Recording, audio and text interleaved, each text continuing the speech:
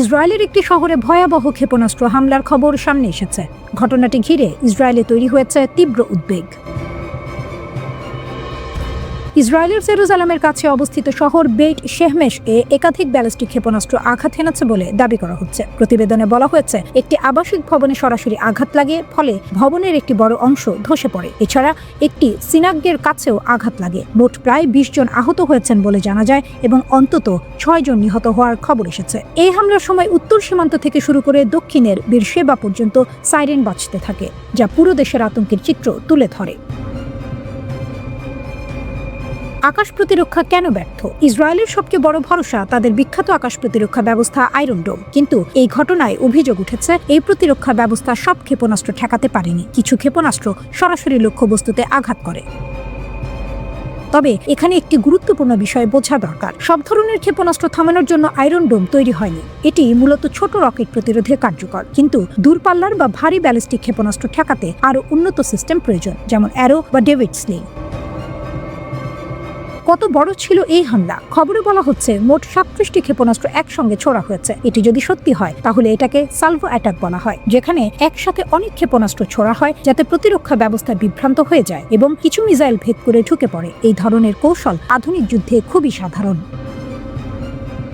সর্বোচ্চ নেতা Ayatollah Ali খামেনির হত্যাকাণ্ড ইরানের জন্য একটি বিরাট ধাক্কা। তবে এর মধ্য দিয়ে দেশটিকে শাসক গোষ্ঠীর পরিবর্তন ঘটবে না বা তাতে সংঘাত কমবে না। গত ৩৭ বছর ইরানের প্রশ্নাতীত শাসক হিসেবে খামেনি বটবৃক্ষের মতো চরিত্র ছিলেন, কিন্তু তার মৃত্যুতে সব শেষ হয়ে যাবে এমনটি নয়। ইরানের নেতৃত্ব এমনভাবে সাজানো যে তার মৃত্যুর পরেও শাসন ব্যবস্থা একইভাবে চলতে থাকবে। ১৯৭৯ সালের ইসলামী বিপ্লবের পর থেকে ইরানের শাসনভার রয়েছে শিয়া মতাবলম্বী ধর্মীয় নেতাদের হাতে। দেশটির রাজনৈতিক ও সামরিক প্রতিষ্ঠানগুলো সাজানো হয়েছে শাসনের এই ধারা অব্যাহত রাখার জন্য।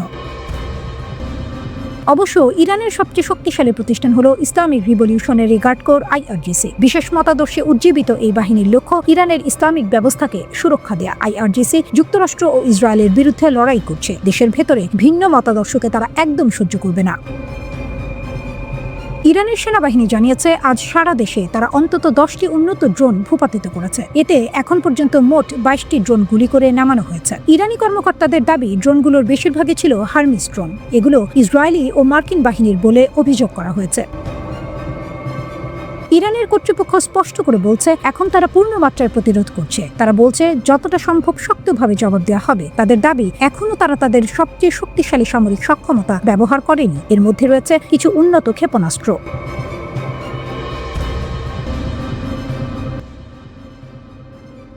যুক্তরাষ্ট্রের নৌবাহিনীর একটি জাহাজে ক্ষেপণাস্ত্র দিয়ে মারাত্মকভাবে আঘাত করার দাবি করেছে ইরানের ইসলামী রিভলিউশনারি গার্ড কোরের নৌবাহিনী। তারা বলেছে, যুক্তরাষ্ট্রের ওই জাহাজ যুদ্ধে সহায়তার জন্য ব্যবহার করা হচ্ছিল। যুক্তরাষ্ট্রের 14টি ঘাঁটি টার্গেট, ইরানের ভয়ঙ্কর প্রতিশোধ।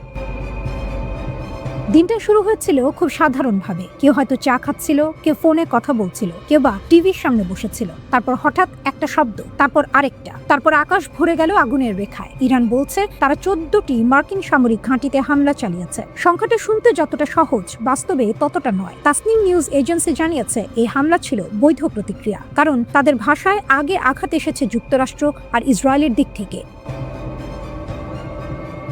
ইরানের সংসদের নিরাপত্তা কমিটির এক সদস্য বেহনাম সাইদি একটা কথা বলেছেন খুব ঠান্ডা গলায়। তিনি বলেছেন, এটা শুধু শুরু, যা হয়েছে সেটা মোহরার মতো, আসল জবাব এখনো বাকি। এই কথাটা শুনে কারো গায়ে কাঁটা দিতে পারে, কারণ যুদ্ধের সবচেয়ে ভয়ঙ্কর অংশটা অনেক সময় শুরুতেই আসে না। ইরান আগেই হুঁশিয়ারি দিয়েছিল, যদি তাদের ওপর হামলা হয় তাহলে মধ্যপ্রাচ্যে থাকা সব মার্কিন ঘাঁটি লক্ষ্যবস্তু হবে। মনে হচ্ছে সেই হুঁশিয়ারি শুধু কথার মধ্যে ছিল না। মধ্যপ্রাচ্যে যুক্তরাষ্ট্রের বেশ কিছু স্থায়ী ঘাঁটি আছে, বাহরাইন, কুয়েত, কাতার, সংযুক্ত আরব আমিরাত। এর বাইরে আরও অনেক জায়গায় তাদের প্রবেশাধিকার আছে, ইরাক, জর্ডান, সৌদি আরব, সিরিয়া, এমনকি মিশরেও। এই পুরো অঞ্চলটা যেন হঠাৎ এক বিশাল দাবার বোর্ড হয়ে গেছে। ইরানের ইসলামিক রিভলিউশনারি গার্ড আইআরজিসি ঘোষণা করেছে, তারা বাহরাইনে থাকা মার্কিন নৌবাহিনীর ৫ম নৌবহরের সদর দপ্তরেও হামলা চালিয়েছে। এটা ছোট কোনো লক্ষ্য নয়। গালফ অঞ্চলে একের পর এক বিস্ফোরণের খবর আসছে। সৌদি আরব, কুয়েত, কাতার, সংযুক্ত আরব আমিরাত সব জায়গাতেই আকাশ কেঁপে উঠেছে। কুয়েত বলছে তাদের আলী আল সালেম বিমান ঘাঁটিতে ক্ষেপণাস্ত্র হামলা হয়েছে। তারা বলছে প্রতিরক্ষা ব্যবস্থা দিয়ে অনেক কিছু ঠেকানো গেছে, তবু শব্দগুলো থামেনি। একই সময় পুরো উপসাগর অঞ্চলে একটা অদ্ভুত ব্যাপার ঘটেছে। ওমান ছাড়া প্রায় সব জায়গায় বিস্ফোরণের শব্দ শোনা যাচ্ছে। কেন ওমান? হয়তো তারা এখনো নিরপেক্ষ, হয়তো তারা এখনো কথোপকথনের সেতু। আরেকদিকে ইসরায়েলের আকাশে একটার পর একটা সাইরেন বাজছে। বলা হচ্ছে একের পর এক ব্যালিস্টিক ক্ষেপণাস্ত্র আছড়ে পড়ছে, কিছু থামানো যাচ্ছে, কিছু পার হচ্ছে। ইরানের ভাষায় এটা শুধু প্রতিশোধ নয়, এটা আত্মরক্ষা, একটা দেশের নিজের জায়গা রক্ষা করার চেষ্টা। ইরান বলছে তারা থামবে না যতক্ষণ না প্রতিপক্ষ পরাজিত হয়। অন্যদিকে যুক্তরাষ্ট্র চুপ করে থাকবে না, এটা জানা কথা। সংযুক্ত আরব আমিরাতের দুবাইয়ে 28 ফেব্রুয়ারি রাতে নতুন করে হামলা করে ইরান। আল জাজিরার প্রতিবেদনে বলা হয় দেশটির আকাশে একের পর এক প্রজেক্টাইলের শিখা দেখা যাচ্ছে। সেসব প্রতিহত করতে ইন্টারসেপ্ট ক্ষেপণাস্ত্র ছোড়া হচ্ছে। এতে বিভিন্ন স্থানে বিকট বিস্ফোরণের শব্দ শোনা যাচ্ছে। পরিস্থিতি মোকাবিলায় কাজ করছে দেশের সব বাহিনী। এদিকে কাতারের রাজধানী দোহায় আবারও ক্ষেপণাস্ত্র হামলা হয়েছে। এর আগেও 28 ফেব্রুয়ারি দুপুরে আরেক দফায় হামলার ঘটনা ঘটে। তখন কাতারের প্রতিরক্ষা মন্ত্রণালয় জানিয়েছিল তারা বেশ কয়েকটি ক্ষেপণাস্ত্র প্রতিহত করেছে, যা দৃশ্যত এই অঞ্চলের বৃহত্তম আমেরিকান সামরিক ঘাঁটি আল উদেইদ বিমান ঘাঁটিকে লক্ষ্য করে ছোড়া হয়েছে। তখন দেশটির স্বরাষ্ট্র মন্ত্রণালয় জানিয়েছিল হামলায় কোনো ক্ষতি হয়নি। নতুন করে হামলায় ক্ষয়ক্ষতির কোনো তথ্য এখনো জানা যায়নি। ইরানের হামলার দাবি, ইসরায়েলেরও আকাশসীমা বন্ধ। ইরানের হামলা চালানোর তথ্য জানিয়েছে ইসরায়েল। তারা এটিকে পূর্ব নির্ধারিত আক্রমণ বলে উল্লেখ করেছে। ইরানি গণমাধ্যম জানিয়েছে তেহরানের কেন্দ্রস্থলে 3টি বিস্ফোরণের শব্দ শোনা গেছে। ফার্স্ট নিউজ এজেন্সি জানিয়েছে যে তারা রিপোর্ট পেয়েছে যে ইরানের রাজধানী রিপাবলিক এলাকায় বেশ কয়েকটি ক্ষেপণাস্ত্র আঘাত হেনেছে। এদিকে 28 ফেব্রুয়ারি সকালে এক বিবৃতিতে ইসরায়েলের প্রতিরক্ষা মন্ত্রী ইসরায়েল কাটস ইসরায়েল জুড়ে বিশেষ এবং স্থায়ী জরুরি অবস্থা ঘোষণা করেছেন। এদিকে ইসরায়েল কর্তৃপক্ষ দেশটির আকাশসীমা বেসামরিক বিমানের জন্য বন্ধ ঘোষণা করেছে। ইরানে যৌথ হামলা চালিয়েছে ইসরায়েল ও যুক্তরাষ্ট্র। কাতার ভিত্তিক সংবাদ মাধ্যম আল জাজিরাকে এক মার্কিন কর্মকর্তা এই তথ্য জানিয়েছে। মার্কিন কর্মকর্তা জানিয়েছে ইরানের ওপর চালানো হামলা যুক্তরাষ্ট্র ও ইসরায়েলের যৌথ সামরিক অভিযানের অংশ ছিল। A short time ago, the United States military began major combat operations in Iran. আল জাজিরাকে দেয়া তথ্য অনুযায়ী এই হামলা দুই দেশের সমন্বিত সামরিক পদক্ষেপ হিসেবে পরিচালিত হয়েছে। Our objective is to defend the American people by eliminating imminent threats from the Iranian regime. উল্লেখ্য, ইরানের রাজধানী তেহরানের কেন্দ্রস্থলে 3টি বিস্ফোরণের শব্দ শোনা গেছে বলে দেশটির গণমাধ্যম জানিয়েছে। দেশটির বার্তা সংস্থা ফার্স্ট নিউজ এজেন্সি তারা এমন প্রতিবেদন পেয়েছে যে রাজধানীর রিপাবলিক এলাকায় একাধিক ক্ষেপণাস্ত্র আঘাত হেনেছে। Its very first act was to back a violent takeover of the U.S. Embassy in Tehran, holding dozens of American hostages for 444 days. এর আগে ইসরায়েল ইরানে প্রতিরোধমূলক হামলা শুরু করেছে বলে দাবি করেছে দেশটির প্রতিরক্ষা মন্ত্রণালয়। শনিবার 28 ফেব্রুয়ারি সকালে এক জরুরি বিবৃতিতে ইসরায়েলি প্রতিরক্ষা মন্ত্রী ইসরায়েল কাটস এ দাবি করেন। ইরানের উপরে এই হামলা শুরু হওয়ার পরপরই প্রতিরক্ষা মন্ত্রী ইসরায়েল কাটস পুরো ইসরায়েল জুড়ে বিশেষ ও স্থায়ী জরুরি অবস্থা ঘোষণা করেছেন। উদ্ভূত পরিস্থিতিতে দেশের নিরাপত্তা নিশ্চিত করতে এবং সম্ভাব্য পাল্টা আক্রমণ মোকাবিলায় সর্বোচ্চ সতর্ক অবস্থানে রয়েছে ইসরায়েলি প্রতিরক্ষা বাহিনী। এই হামলার ব্যাপ্তি বা ক্ষয়ক্ষতি সম্পর্কে এখনও বিস্তারিত তথ্য পাওয়া যায়নি। আগে আপনারা এমন একটি পথ শুরু করেছেন যার পরিণতি আপনাদের হাতে নেই। ইরানি পার্লামেন্টের জাতীয় নিরাপত্তা কমিশনের প্রধান ইব্রাহিম আজিজি তেহরান এবং অন্যান্য বেশ কয়েকটি শহরে আজকের হামলার প্রতিক্রিয়ায় এক্সে এক পোস্ট বার্তায় বলেছেন, আমরা আপনাদের সতর্ক করেছিলাম, এখন আপনারা এমন একটি পথ শুরু করেছেন যার পরিণতি আর আপনাদের হাতে নেই। ইরানি কর্মকর্তারা পূর্বে সতর্ক করেছিলেন যে দেশটির উপর যে কোনো আক্রমণ এই অঞ্চলকে যুদ্ধে নিমজ্জিত করবে। ইসরায়েলে পাল্টা হামলা শুরু করেছে ইরান। ইরান থেকে ইসরায়েলের দিকে ছোড়া ক্ষেপণাস্ত্র শনাক্ত করার দাবি করেছে ইসরায়েলি সেনাবাহিনী। এরপর সতর্কতামূলকভাবে দেশের বিভিন্ন স্থানে সাইরেন বাজানো হয়েছে। খবর আল জাজিরার। কিছু গণমাধ্যমে ইসরায়েলে বিস্ফোরণের খবর প্রকাশ করা হয়েছে। ইসরায়েলের পর এবার বাহরাইন, সংযুক্ত আরব আমিরাত ও কুয়েতে শক্তিশালী বিস্ফোরণের খবর পাওয়া গেছে। রয়টার্স ও আল জাজিরা সহ আন্তর্জাতিক সংবাদ মাধ্যমগুলো এই তথ্য নিশ্চিত করেছে। উপসাগরীয় ওই 3 দেশ তাদের আকাশসীমা বন্ধ করে দিয়েছে। রয়টার্স জানিয়েছে, বাহরাইনের জাফায়ায় এলাকায় বিকট বিস্ফোরণের পর আকাশে ধোঁয়ার কুণ্ডলী উঠতে দেখা গেছে। এই এলাকাতেই মার্কিন নৌবাহিনীর একটি গুরুত্বপূর্ণ ঘাঁটি রয়েছে। এর আগে দেশটির স্বরাষ্ট্র মন্ত্রণালয় জরুরি সতর্কতা জারি করে নাগরিকদের নিরাপদ স্থানে আশ্রয় নেওয়ার নির্দেশ দেয়।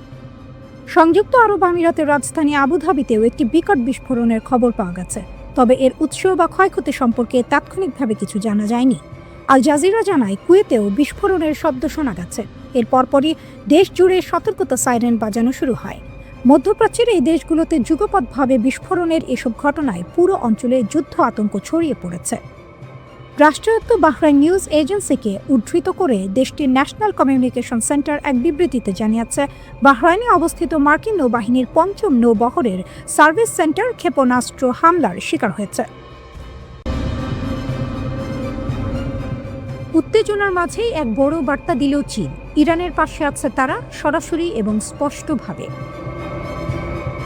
চীনের পররাষ্ট্র মন্ত্রণালয়ের মুখপাত্র মাও নিং এক সংবাদ সম্মেলনে জানিয়ে দেন, চীন ইরানের সরকার এবং জনগণকে সমর্থন করে। তাদের ভাষায়, ইরান তার জাতীয় স্থিতিশীলতা এবং বৈধ অধিকার রক্ষার জন্য যে পদক্ষেপ নিচ্ছে তা সমর্থনযোগ্য। এটা শুধু কূটনৈতিক বক্তব্য না, এটা এক ধরনের সতর্কবার্তাও, বিশেষ করে যুক্তরাষ্ট্রের জন্য। চীন পরিষ্কার করে বলেছে, তারা আন্তর্জাতিক সমস্যার সমাধান চায় আলোচনা ও কূটনীতির মাধ্যমে। শক্তি প্রয়োগ বা যুদ্ধের হুমকি, এগুলোর তারা সরাসরি বিরোধিতা করে। সহজ ভাষায় বললে, চীন বলছে, যুদ্ধ নয়, কথা বলো। এই বক্তব্যটা এসেছে এমন এক সময়ে যখন যুক্তরাষ্ট্রের প্রেসিডেন্ট ডোনাল্ড ট্রাম্প মধ্যপ্রাচ্যে বিশাল সামরিক প্রস্তুতি শুরু করেছে। বলা হচ্ছে, ২০০৩ সালে ইরাক যুদ্ধ শুরুর পর এটি সবচেয়ে বড় সামরিক সমাবেশ।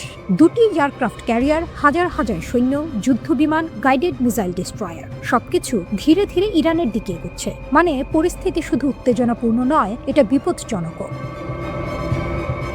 একই সময় সুইজারল্যান্ডের জেনেভায় ইরান ও যুক্তরাষ্ট্রের মধ্যে ৩য় দফা পরোক্ষ পারমাণবিক আলোচনা হয়েছে। অর্থাৎ একদিকে আলোচনা চলছে, আরেকদিকে যুদ্ধের প্রস্তুতি। এই দ্বৈত পরিস্থিতি সবচেয়ে বড় প্রশ্ন তৈরি করছে। এখন প্রশ্ন হলো, চীন আসলে কতটা শক্তভাবে ইরানের পাশে দাঁড়াতে পারবে?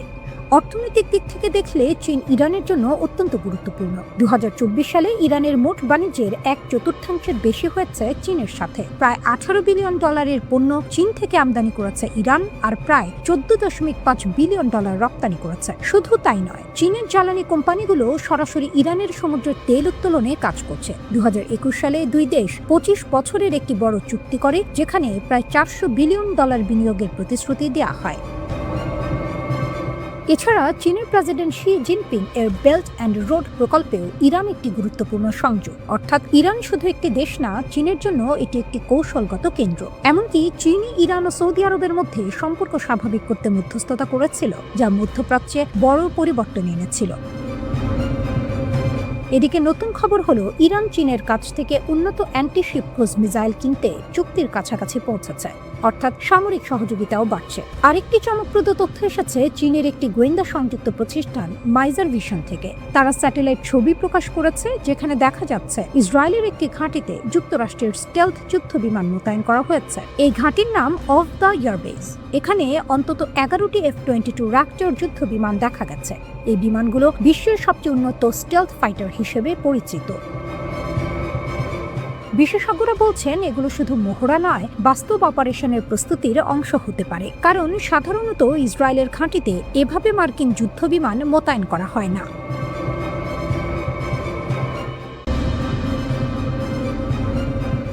মধ্যপ্রাচ্যে যুদ্ধের প্রস্তুতি, একদিকে ইরানকে ঘিরে উত্তেজনা, অন্যদিকে হঠাৎ এমন এক ঘটনা সামনে এলো যা ওয়াশিংটনের ভেতরেই কাঁপন ধরিয়ে দিয়েছে। প্রশ্নটা সোজা, যুক্তরাষ্ট্র কি বড় ধরনের গোয়েন্দা ধাক্কা খেল? ঘটনার কেন্দ্রে একজন মানুষ, একজন সাবেক মার্কিন বিমান বাহিনীর পাইলট, নাম জেরাল্ড এডি ব্রাউন জিয়ার, যিনি একসময় যুক্তরাষ্ট্রের সবচেয়ে উন্নত যুদ্ধ বিমান উড়িয়েছেন। আজ তিনি অভিযুক্ত চীনের জন্য কাজ করার। মার্কিন তদন্ত সংস্থা ফেডারেল ব্যুরো অফ ইনভেস্টিগেশন তাকে গ্রেপ্তার করেছে। অভিযোগ, তিনি গোপনে চীনের সামরিক বাহিনীকে প্রশিক্ষণ দিয়েছেন। এটা শুধু কোনো সাধারণ অভিযোগ না, এটা এমন এক অভিযোগ যা সরাসরি যুক্তরাষ্ট্রের জাতীয় নিরাপত্তাকে হুমকির মুখে ফেলতে পারে। ব্রাউন প্রায় 20 বছর মার্কিন বিমান বাহিনীতে কাজ করেছেন। তিনি চালিয়েছেন বিশ্বের সবচেয়ে আধুনিক স্টেলথ যুদ্ধ বিমান F-35 লাইটনিং II এবং F-22 র্যাপটর। এই বিমানগুলো শুধু যুদ্ধ বিমান নয়, এগুলো যুক্তরাষ্ট্রের সামরিক শক্তির প্রতীক। এগুলোর কৌশল, প্রযুক্তি, অপারেশনাল পদ্ধতি সবকিছুই অত্যন্ত গোপন। কিন্তু অভিযোগ বলছে এই গোপন জ্ঞানই নাকি ব্রাউন পৌঁছে দিয়েছেন চীনের হাতে। তদন্তে জানা গেছে 2023 সালের ডিসেম্বর থেকে তিনি চীনে অবস্থান করেছেন। এই সময় তিনি চীনের পিপলস লিবারেশন আর্মি এয়ার ফোর্সের পাইলটদের সরাসরি প্রশিক্ষণ দিয়েছেন।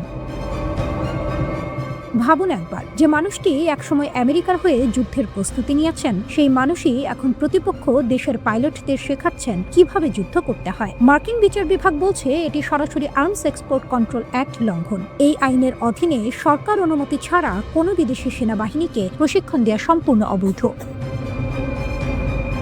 যুক্তরাষ্ট্রের ন্যাশনাল সিকিউরিটি বিভাগের কর্মকর্তা জন এইজবার্গ বলেছেন, যে মানুষকে দেশের নিরাপত্তার দায়িত্ব দেওয়া হয়েছিল সে এখন সেই জ্ঞান অন্য দেশের হাতে তুলে দিচ্ছে। এখানেই শেষ না।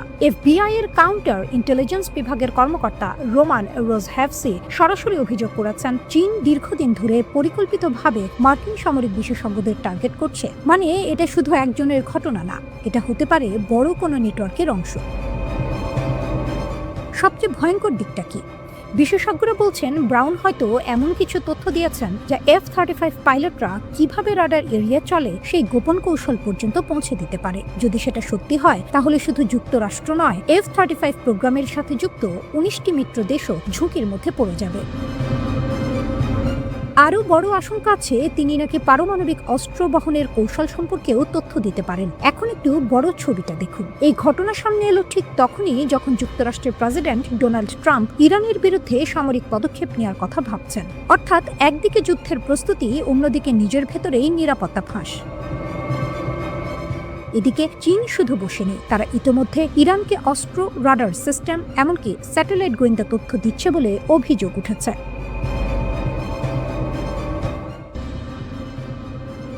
খেলায় একসাথে নামছে ইরান, সৌদি আরব এবং যুক্তরাষ্ট্র। মধ্যপ্রাচ্যের উত্তেজনা এখন আর শুধু যুদ্ধের হুমকিতে সীমাবদ্ধ নেই, এটি সরাসরি আঘাত হানছে বিশ্ব অর্থনীতির কেন্দ্রে, তেল বাজারে। হঠাৎ তেলের বন্যা, ইরানের জরুরি প্রস্তুতি। যুদ্ধের আশঙ্কা বাড়তে ইরান দ্রুত তেল রপ্তানি বাড়িয়ে দিয়েছে। পারস্য উপসাগরে খার্ক আইসল্যান্ড, যেখান থেকে ইরানের প্রায় 90% তেল রপ্তানি হয়, সেখানে অস্বাভাবিক তৎপরতা দেখা গেছে। মাত্র কয়েকদিনে 15 থেকে 20 ফেব্রুয়ারিতে প্রায় 20.1 মিলিয়ন ব্যারেল তেল লোড করা হয়েছে। দৈনিক গড়ে 3 মিলিয়ন ব্যারেল, যেখানে আগে এই সংখ্যা ছিল মাত্র 1.54 মিলিয়ন ব্যারেল বা দিন। অর্থাৎ ইরান প্রায় 3 গুণ বেশি তেল বাজারে পাঠাচ্ছে। কেন? সহজ উত্তর, যুদ্ধের আগে যতটা সম্ভব বিক্রি করে ফেলো। কারণ যদি যুক্তরাষ্ট্র হামলা করে, তাহলে এই তেল স্থাপনা সবচেয়ে আগে টার্গেট হতে পারে। সৌদি আরবও মাঠে নামলেও ইরান একা নয়, সৌদি আরবও একই পথে হাঁটছে। তারা তেল উৎপাদন ও রপ্তানি বাড়াচ্ছে, যেন যুদ্ধ শুরু হলে সরবরাহ বন্ধ হয়ে না যায়, বিশ্ববাজারে নিজেদের নিয়ন্ত্রণ বজায় থাকে। এটা নতুন কিছু নয়। 2025 সালে ইরান ইসরায়েল উত্তেজনার সময়ও সৌদি আরব একই কৌশল নিয়েছিল। কেন এত গুরুত্বপূর্ণ এই তেল? ইরান বিশ্বে মোট তেলের প্রায় 3% সরবরাহ করে। শুনতে কম মনে হলেও এই 3% হঠাৎ বন্ধ হয়ে গেলে বাজার কেঁপে ওঠে। ইতিমধ্যেই উত্তেজনার কারণে তেলের দাম 6 মাসের সর্বোচ্চ পর্যায়ে পৌঁছেছে। কারণ বাজার ভয় পাচ্ছে, যদি যুদ্ধ শুরু হয়।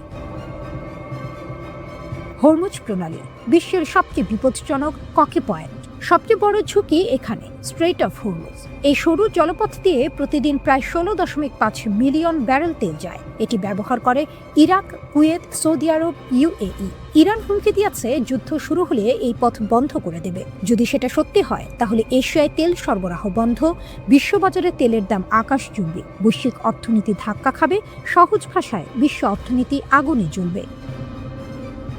যুক্তরাষ্ট্রের নতুন কৌশল, তেল বন্ধ করো, শক্তি থামাও। ইউনাইটেড স্টেটস এবার সরাসরি যুদ্ধ না করে অর্থনৈতিক যুদ্ধ শুরু করেছে। 2026 সালের ফেব্রুয়ারিতে 30 জনের বেশি ব্যক্তি, কোম্পানি ও জাহাজের ওপর নিষেধাজ্ঞা। ইরানের শ্যাডো ফ্লিট টার্গেট। এই শ্যাডো ফ্লিট কি? প্রায় 430টি ট্যাঙ্কার, যেগুলো ভুয়া পতাকা ব্যবহার করে নাম বদলায়, ট্র্যাকিং লুকায়। উদ্দেশ্য নিষেধাজ্ঞা এড়িয়ে তেল বিক্রি করা। বড় ছবি। তেল মানে অস্ত্র। যুক্তরাষ্ট্রের মতে থামা নিষেধাজ্ঞায় তেল বিক্রি থেকে টাকা, টাকা থেকে অস্ত্র, মিসাইল, ড্রোন। তাই তারা এই চক্র ভাঙতে চায়, কিন্তু বাস্তবতা হলো না, শুধু জটিল করে ইরান আরো গোপনে, আরো কৌশলে কাজ শুরু করে। এই মুহূর্তে যা ঘটছে তা শুধু তেল বা যুদ্ধ নয়, এটি গ্লোবাল পাওয়ার গেম। ইরান টিকে থাকতে চায়, যুক্তরাষ্ট্র চাপ বাড়াচ্ছে, সৌদি বাজার নিয়ন্ত্রণে রাখতে চায়, আর মাঝখানে পড়ে আছে পুরো বিশ্ব। ট্রাম্প দাবি করেছেন ইরান এমন ক্ষেপণাস্ত্র তৈরি করছে যা খুব শিগগিরই যুক্তরাষ্ট্রের মূল ভূখণ্ডে আঘাত হানতে পারবে। তার ভাষায় ইরান ইতিমধ্যে ইউরোপে হামলার সক্ষমতা অর্জন করেছে, আর তারা এমন মিসাইল বানাচ্ছে যা শিগগিরই আমেরিকায় পৌঁছাবে। কিন্তু এখানেই শুরু হচ্ছে বিতর্ক। যুক্তরাষ্ট্রের গোয়েন্দা সংস্থাগুলোর অভ্যন্তরীণ মূল্যায়ন বলছে এই দাবি বাস্তবতার সাথে মেলে না। ডিফেন্স ইন্টেলিজেন্স এজেন্সি এর 2025 সালের রিপোর্ট অনুযায়ী ইরান অন্তত 2035 সালের আগে কার্যকর আন্তঃমহাদেশীয় ব্যালিস্টিক মিসাইল তৈরি করতে পারবে না। অর্থাৎ ট্রাম্প যে তাৎক্ষণিক হুমকি দেখাচ্ছেন, গোয়েন্দারা বলছেন সেটা দীর্ঘমেয়াদী সম্ভাবনা। মার্কো রুবিও অবশ্য একেবারে ভিন্ন সুরে কথা বলেছেন। তিনি স্বীকার করেছেন ইরান ধীরে ধীরে মিসাইলের পাল্লা বাড়াচ্ছে, স্যাটেলাইট উৎক্ষেপণ প্রযুক্তি ব্যবহার করছে, ভবিষ্যতে যুক্তরাষ্ট্রে পৌঁছানোর সক্ষমতা অর্জনের পথে রয়েছে। কিন্তু এখানেও গুরুত্বপূর্ণ বিষয় হলো পথে রয়েছে মানে এখনই সক্ষম নয়। আসল সত্যটা কি? সহজভাবে বলে ইরানের এখনকার মিসাইল ইউরোপ ও মধ্যপ্রাচ্য পর্যন্ত পৌঁছাতে পারে, যুক্তরাষ্ট্রে পৌঁছাতে পারবে সম্ভবত 8 থেকে 10 বছর পরে। এখনই হামলার সক্ষমতা নেই গোয়েন্দা তথ্য অনুযায়ী। এখানে বড় প্রশ্ন হচ্ছে, তাহলে ট্রাম্প কেন এত দ্রুত হুমকি হিসেবে তুলে ধরছেন? বিশ্লেষকরা বলছেন এটি রাজনৈতিক কৌশলও হতে পারে, যাতে ইরানের বিরুদ্ধে কঠোর পদক্ষেপ নেওয়ার যৌক্তিকতা তৈরি করা যায়। ইরানের মিসাইল সিটি, গোপন শক্তি। এবার আসি ইরানের সবচেয়ে ভয়ঙ্কর দিক, আন্ডারগ্রাউন্ড মিসাইল সিটি। এই বিশাল টানেল নেটওয়ার্কগুলো পাহাড়ের গভীরে তৈরি করা হয়েছে। এর মূল উদ্দেশ্য প্রথম আঘাত থেকে বেঁচে থাকা, তারপর পাল্টা আঘাত হানা। এই কৌশলটি সেকেন্ড স্ট্রাইক ক্যাপাবিলিটি নামে পরিচিত। এই টানেলগুলোর ভেতরে মিসাইল সংরক্ষণ করা হয়, রেল লাইনের মতো সিস্টেমে সরানো হয়, গোপন লঞ্চ পয়েন্ট থেকে ছোড়া হয়, ফলে শত্রুপক্ষ বুঝতেই পারে না মিসাইল কোথা থেকে আসছে। কেন এটি এত গুরুত্বপূর্ণ? ইরান পারমাণবিক অস্ত্র না থাকলেও তাদের এই মিসাইল নেটওয়ার্কই প্রধান প্রতিরক্ষা। 2020 সালে কাসেম সোলাইমানি হত্যার পর ইরান সরাসরি ইরাকে মার্কিন ঘাঁটিতে মিসাইল হামলা চালায়। এটি দেখিয়ে দেয় তাদের সক্ষমতা শুধু তত্ত্ব নয়, বাস্তব। ইরানের বার্তা। ইরানের নেতারা পরিষ্কার করে দিয়েছেন, কোনো হামলা হলে সীমিত প্রতিক্রিয়া বলে কিছু থাকবে না, প্রতিশোধ হবে পূর্ণ শক্তিতে। ইরানের প্রেসিডেন্ট মাসুদ পেজেশকিয়ান এবং মুখপাত্র ইসমাইল বাঘাই দুজনেই একই বার্তা দিয়েছেন, আমরা মাথা নত করব না। শেষ কথা, আসল দ্বন্দ্ব কোথায়? এই পুরো ঘটনায় সবচেয়ে গুরুত্বপূর্ণ বিষয় হলো তথ্য বনাম রাজনৈতিক বক্তব্য। ট্রাম্প বলছেন হুমকি আসন্ন, গোয়েন্দারা বলছেন সময় এখনো আছে। এই পার্থক্য শুধু বক্তব্যের নয়, এটি ভবিষ্যৎ যুদ্ধ বা শান্তির সিদ্ধান্তকে প্রভাবিত করতে পারে। কারণ একটি ভুল মূল্যায়ন মানেই হতে পারে একটি বড় যুদ্ধের সূচনা। ইরান এখনই যুক্তরাষ্ট্রে আঘাত হানতে সক্ষম নয়, কিন্তু ভবিষ্যতের জন্য প্রস্তুতি নিচ্ছে।